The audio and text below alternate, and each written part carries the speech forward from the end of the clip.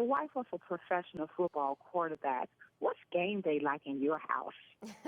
Game day is a lot of fun. I really look at the football season as a time to constantly get together with friends and family. I love having people over at my house, and we have some good food, and we just turn the game on and have a good time with kids running around everywhere and just sort of embrace the chaos. Now, as you know, in Chicago, we can be a little superstitious, especially with the Cubs win. Does Jay have any? Does Jay have any pregame rituals? Not really, no. I mean, the only thing is he is a little superstitious. So they've won the last two games. And when he came home this past Sunday, we had to do exactly what we did the Sunday before. So we ordered pizza, we watched Homeland. We had to keep the same routine and do the exact same thing. So your house is packed with family and friends on game day. That sounds like a lot of fun. With two children, a shoe and jewelry line, and now a book that we'll talk about later, what are some of your go-to time-saving tips? Well, since I do always have people over every Sunday, I try to just do as much prep work as possible before everybody gets there. So that usually means I'm in the kitchen the night before, prepping all of the food. And then the morning of, I try to just throw everything in the oven and really focus on getting the house clean and organized. So I have my Hoover cordless vacuum, which makes it super easy. And then, I light some candles, I turn the game on, and that's pretty much it. I line up all the food on the kitchen counter buffet style so that it's really easy and I don't have to play hostess the whole time. And then I can just sort of kick back and relax. And do you put a healthy spin on game day food? So, yeah, I try to. I'm a huge health nut, although I do look at Sundays as sort of my cheat day throughout the football season. But with that being said, I do make a spinach artichoke dip, and I use coconut milk fat instead of all the dairy cream and the cheese and everything.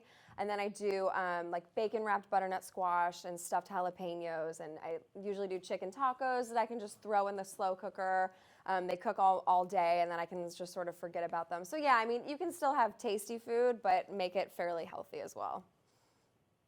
Now, we touched on your shoe line, you have a jewelry line, and as you know, it's sometimes hard to find cute clothes for women, sporting clothes. What do you recommend? It was hard to find cute clothes for what? Sorry.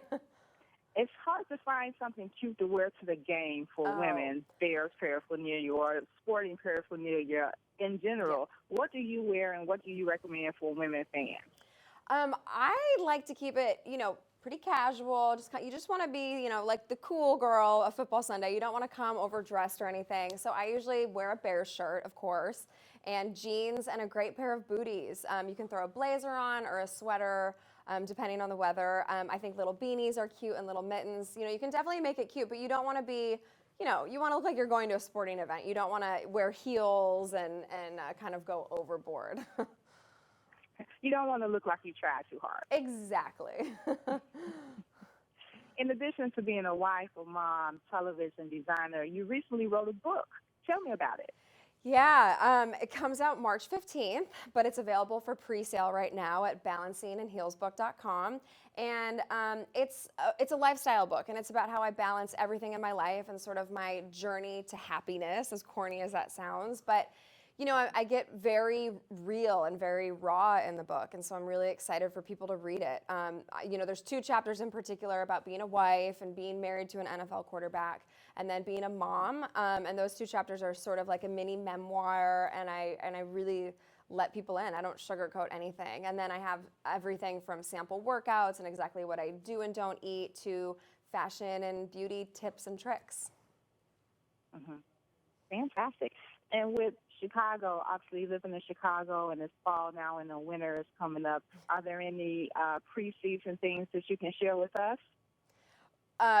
For what? Sorry. For weather, for fashion, for makeup? For any of that kind of stuff? Gosh, well, fall is actually my favorite time for fashion. That's when you can really layer and wear boots and booties and hats and scarves and all of that great stuff. And then come winter in Chicago, fashion sort of goes out the door, and it's more about just bundling up and staying warm because it gets so cold there. But that's why I'm really just trying to enjoy these the next month and a half, and have some fun with layering. And that's what's so fun about having a shoe line is I get to design all of these great boots and booties, and I get really excited about wearing them. When I was in California before I met Jay, I didn't really have any closed-toed shoes, and they weren't really on my radar. So now I'm having a lot of fun with it. Are you adjusting to Chicago a little better?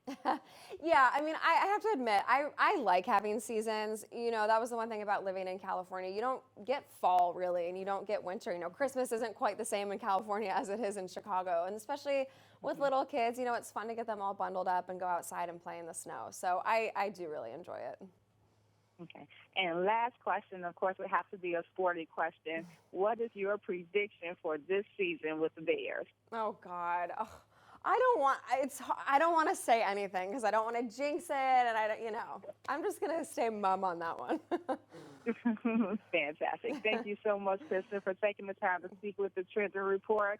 And it was a fun time, and thank you so much. Thank you for having me.